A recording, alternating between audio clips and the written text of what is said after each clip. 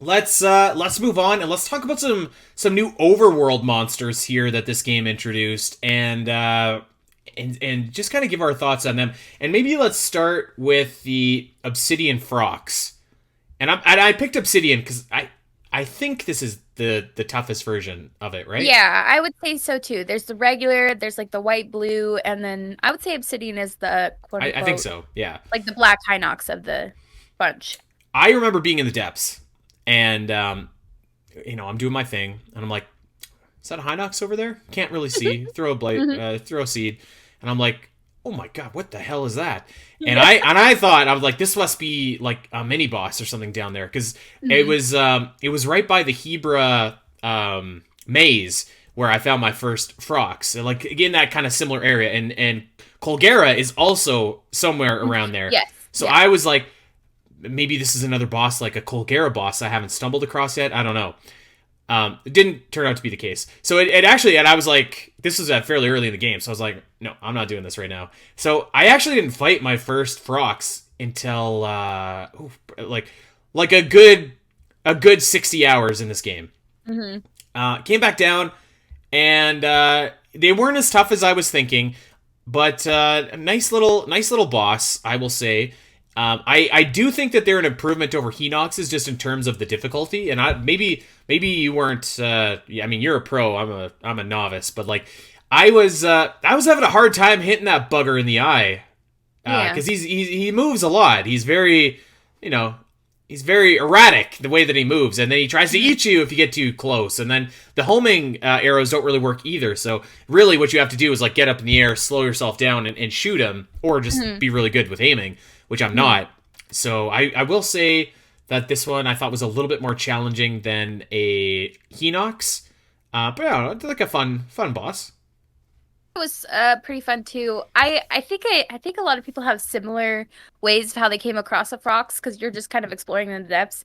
And for me, it was dark, and I didn't really have a lot of light roots going out. I had the glow potion, so I was using that to light my way. But I just see this like I don't know blob slowly moving in the distance, and I was like, Yeah, no. And so I turned around and didn't know what it was, but I happened to in the Akala region there's a chasm, and I dived into that chasm straight down into an obsidian frox. yeah, So that's when I wound up fighting.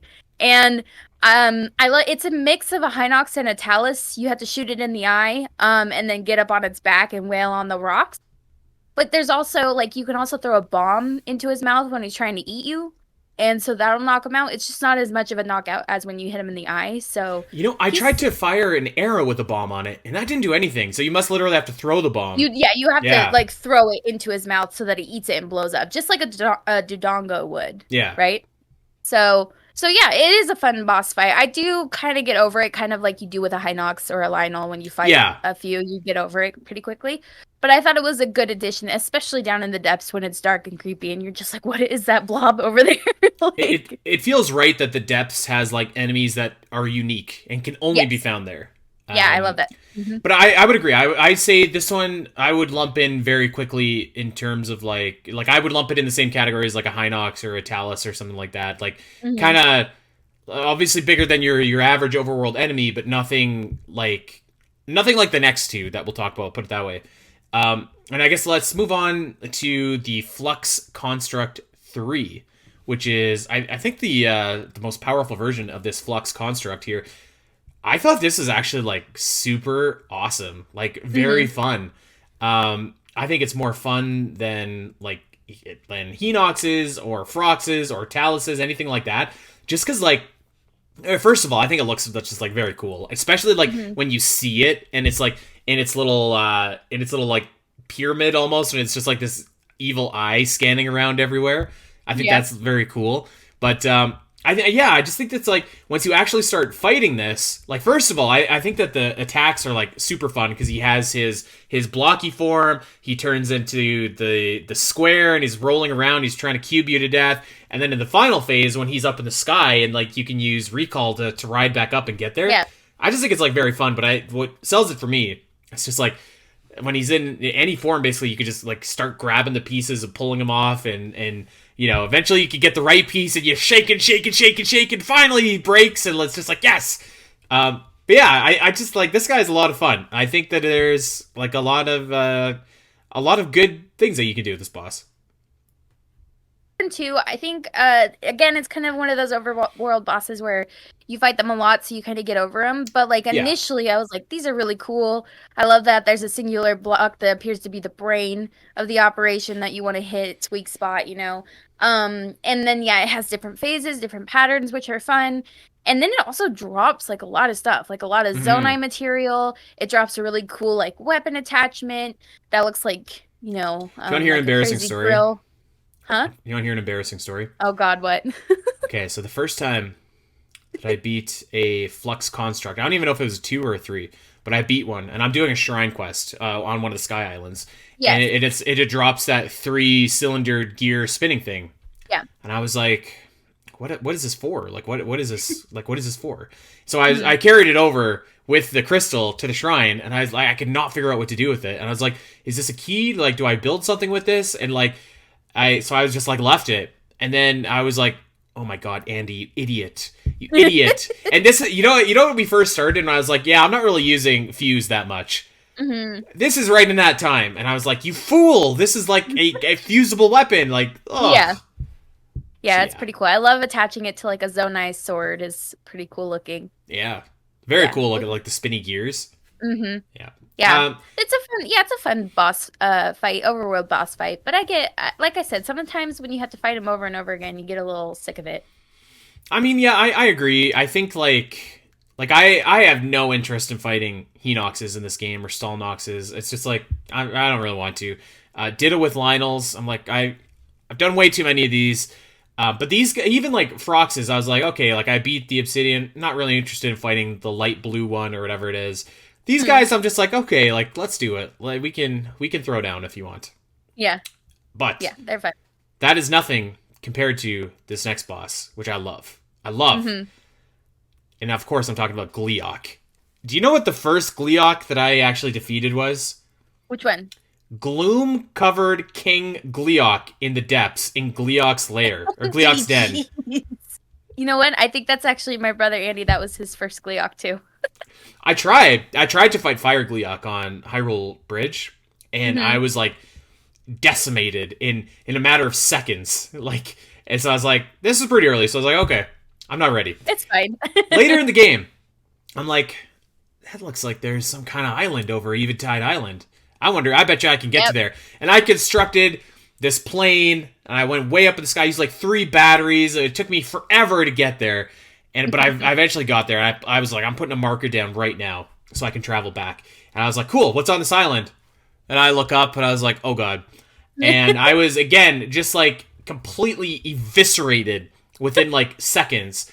And I was like, we were talking on the podcast, and you were like, yeah, oh yeah, I'm beating Gleeoks, I'm beating things. And I was like, this thing's making a fool of me. So it's time to do something about this. And I was like, but I don't want to fight the King Gleeok. Maybe I'll do a regular one. And at the same time, I was in the depths, and so I was just like exploring. And then I got to the Gleeok lair, and I was like, you know what? There'll never be a better time than right now. This is the hardest one in the game. Let's just do it. And it was hard. It was hard. Yes. But man, that was a good feeling beating that guy. Whew.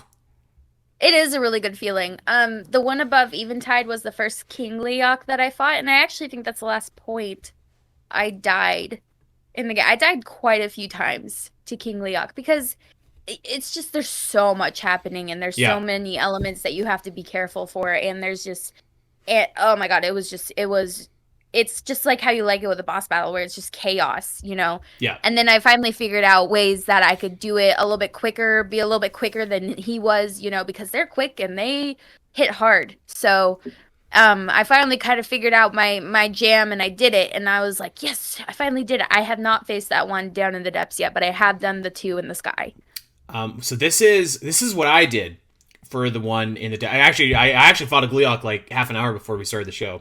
The one in the Coliseum, and I cannot find the cave in the Coliseum. If you know where it is, Al, Oh, you better I do. message I me can help after you. the show. Yeah, I asked Allison for a lot of help on this game. For all those wondering, so I was down in the depths, and I was having a hard time the first time, but like it kind of something cracked the code for me, and I was just like, you know what I need? Like I need something on my arrows that's going to take these guys out. And I was like, I have like 1,000 of these Gibdo bones, and they're super high fuse power, but they're no good on swords because they break right away. Attaching those to arrows, and like all you need to do is like get your bullet time going, and like 1, 2, 3, hit them, and that was enough to take down the King Gleeok. And like Nice. for the first 75% of that fight, I was like, this is gonna be easy, like whatever. But man, the last And it goes up in this. the last little bit, oh my god, that especially fantastic. particularly the King Gleeoks, like Yes. because then you got like, so what you're supposed to do. I don't even know what you do on the fire ones, but on the ice ones, you can just recall the ice things that go up into the sky. You can ride them back up, get to the king. That's great. And he flies forever up in the air, too. There's like a shroud of clouds. For the lightning ones, there's like the wind gusts that you can ride up. I can't remember what the fire one has. So then, like, fire meteorite, and then it just lights stuff on fire on the ground, so you're able to fly up. I see. So, Yeah. I like all of those separately are well enough. Like you could dodge them, but I was having a hell of a time with like the lightning, particularly. I felt like I was just getting like just smoked by lightning every time that I was trying to ride up a glacier. And like it was hard, like getting back up into the sky to get this guy. So like I thought that the fight was actually fantastic. It was like, it's challenging, which is great. It feels like such an accomplishment when you beat the King Gleeok, wherever it is. And like getting that final shot, God, it was like, it felt like so, it was tough, but it felt like so rewarding when you finally got there. And then like the coolest thing is like the coup de grace is the Gleeok falls, and that like most of the damage is done there. So it's just like, it's awesome. This is a wicked fight. I do wish that there was like Aquamentus and that there was some other guy. I hope that they come in DLC. That would be amazing. That would be super cool. Yeah, this is definitely like one of those epic. This is like the dungeon boss fight level, and I'm glad that there's a couple of them and you see them in the overworld, and it's just like it's so epic and like just hectic and crazy. And even when you're shooting arrows directly at their heads, they've got these wind, like these little plumes of wind coming out, so they deflect your arrows. And so you really have to try hard instead of just cheesing the heck. But I've seen so many like cool videos of people just doing the most epic things with Lionels and Gleeoks, where they just do all these like amazing, incredible like boosting with a rocket and then like slamming into these Gleeoks, and they fall down, and as they're falling, these guys come down on weapons and wailing. It's just so cool what people can do with these like bosses in this game. So it makes it even more cool that you can do it any way you want.